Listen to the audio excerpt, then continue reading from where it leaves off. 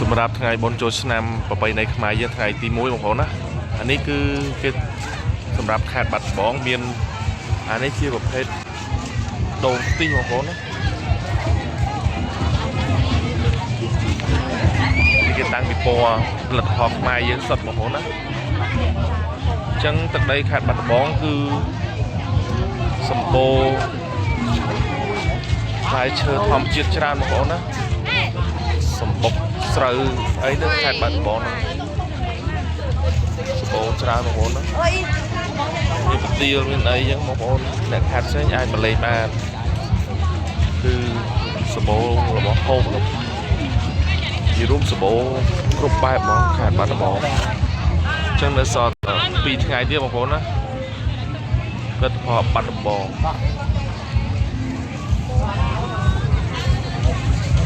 ប្អូនមានត្រូវការបងអាចមកជាវបាននេះនៅមកជួរខាងកកទឹក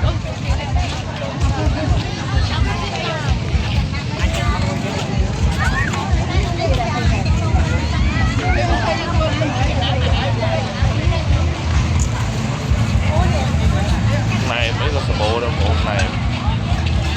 lụa đáy cho đâu bà nắm cái lụa đáy mình đứng trời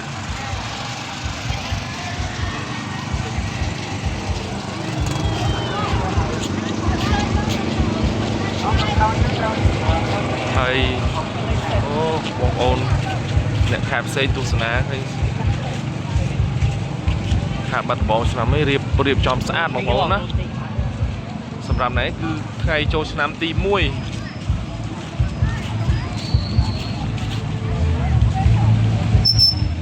ចឹងបងប្អូនកុំភ្លេចជួយ Subscribe Channel YouTube ខ្ញុំម្នាក់មួយមកថ្ងៃស្អែកខ្ញុំនឹងអាប់ដេតវីដេអូបន្តទៀតពីទឹកដីខេត្តបាត់ដំបងណាបងប្អូនណាបាយបាយ